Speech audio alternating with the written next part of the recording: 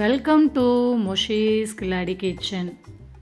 சுட சுட இட்லியோட இந்த மாதிரி ஒரு கார சட்னி வச்சு சாப்பிட்டிங்கன்னா எத்தனை இட்லி சாப்பிட்டோம்னு கணக்கே தெரியாதுங்க. அவ்வளோ சூப்பராக இருக்கும். சுட சுட ஆவி பறக்கிற இட்லியோட இந்த சட்னியை வச்சு சாப்பிட்டு பாருங்கள். டேஸ்ட்டு ரொம்ப அட்டகாசமாக இருக்குங்க. இந்த டேஸ்டியான பூண்டு கார சட்னியை எப்படி பண்ணலாங்கிறதா இந்த வீடியோவில் பார்க்க போகிறோம். இது வரைக்கும் நம்ம சேனலை சப்ஸ்கிரைப் பண்ணாமல் பார்க்குறீங்கன்னா சப்ஸ்கிரைப் பண்ணிவிட்டு சப்போர்ட் பண்ணுங்கள். இப்போ இந்த சட்னி பண்ணுறதுக்கு ட்ரையான ஒரு மிக்ஸி ஜார் எடுத்துக்கோங்க.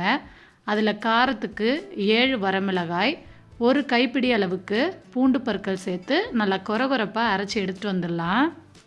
இப்போ இது கூடவே ஒரு பெரிய சைஸ் வெங்காயத்தை தோல் உரிச்சிட்டு ரஃப்பாக கட் பண்ணி சேர்த்துக்கோங்க. கூடவே 2 கொத்து கறிவேப்பிலை இலைகள், ஒரு பெரிய சைஸ் தக்காளியை கட் பண்ணி சேர்த்துட்டு கூடவே 1.5 டீஸ்பூன் அளவுக்கு காஷ்மீரி மிளகாய் தூள் சேர்த்துக்கோங்க. இது சட்னிக்கு நல்ல கலர் கொடுக்கும். இப்போ தண்ணி சேர்க்காமல் இந்த மாதிரி ஃபைன் பேஸ்ட்டாக அரைச்சி எடுத்துக்கோங்க. இந்த மாதிரி நல்லா ஃபைனாக அரைச்சி எடுத்திங்கன்னா தான் சட்னி வந்து ரொம்ப டேஸ்டியாக இருக்குங்க. இப்போ இது இருக்கட்டும். சட்னிக்கு நம்ம தாளிப்பு கொடுத்துடலாம். அதுக்கு அடுப்பில் ஒரு கடாய் வச்சுட்டு 2 டேபிள் ஸ்பூன் அளவுக்கு எண்ணெய் சேர்த்துக்கோங்க. எண்ணெய் நல்லா சூடாகி வந்ததும் இதில் 1 டீஸ்பூன் அளவுக்கு கடுகு உளுந்து சேர்த்துக்கோங்க. கடுகு நல்லா பொரிஞ்சு வந்ததும் இதில் 2 காஞ்ச மிளகாயை கிள்ளி சேர்த்துட்டு கூடவே 2 கொத்து கறிவேப்பிலையும் சேர்த்து இது எல்லாத்தையும் எண்ணெயில் நல்லா ஃப்ரை பண்ணிக்கோங்க. இது நல்லா ஃப்ரை ஆனதும் நம்ம அரைச்சி வச்சுருக்க சட்னியை இந்த எண்ணெயில் சேர்த்துடலாம். சேர்த்துட்டு அடுப்பு சிம்மில் வச்சு இந்த சட்னியை இந்த எண்ணெயில் நல்லா வதக்கி விட்டுருங்க. இந்த அளவுக்கு நல்லா மிக்ஸ் பண்ணதுக்கப்புறம் இதில் சட்னிக்கு தேவையான அளவு உப்பு சேர்த்துக்கலாங்க.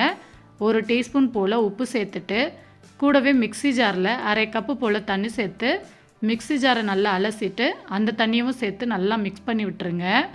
மிக்ஸ் பண்ணி விட்டதுக்கப்புறம் சட்னி இந்த மாதிரி நல்லா கொதிச்சு வரும். தெறிக்கிறதுக்கு வாய்ப்பு இருக்குது. மூடி போட்டு ஒரு 7 நிமிஷம் நல்லா குக் பண்ணிக்கோங்க. 7 நிமிஷத்துக்கு அப்புறம் ஓப்பன் பண்ணி பார்த்திங்கன்னா இந்த மாதிரி எண்ணெய் பிரிஞ்சு நல்லா குக் ஆகி வந்துடுங்க. ஒரு தடவை இதை நல்லா கலந்து விட்டுட்டு அடுப்பை ஆஃப் பண்ணிட்டிங்கன்னா டேஸ்டியான பூண்டு கார சட்னி சூப்பராக ரெடி ஆயிடுச்சுங்க. சுட சுட இட்லி தோசையோடு வச்சு சாப்பிட்டிங்கன்னா அட்டகாசமாக இருக்குங்க. இந்த சட்னியை வச்சுட்டு சூடான இட்லியோடு சாப்பிட்டிங்கன்னா எத்தனை இட்லி சாப்பிட்டோம்னு கணக்கே தெரியாதுங்க. அவ்வளோ சூப்பராக இருக்கும். மிஸ் பண்ணாமல் ட்ரை பண்ணி பார்த்துட்டு எப்படி வந்துருந்துச்சுன்னு மறக்காமல் எனக்கு கமெண்ட் பண்ணுங்கள். இந்த ரெசிபி உங்கள் எல்லாருக்கும் பிடிச்சிருக்கும்னு நினைக்கிறேன். பிடிச்சிருந்தால் லைக் பண்ணுங்கள், ஷேர் பண்ணுங்கள். மறக்காமல் மோஷீஸ் கில்லாடி கிச்சனையும் சப்ஸ்கிரைப் பண்ணிவிட்டு கூடவே ஆளுங்கிற பெல் பட்டனையும் கிளிக் பண்ணிக்கோங்க. பாய்.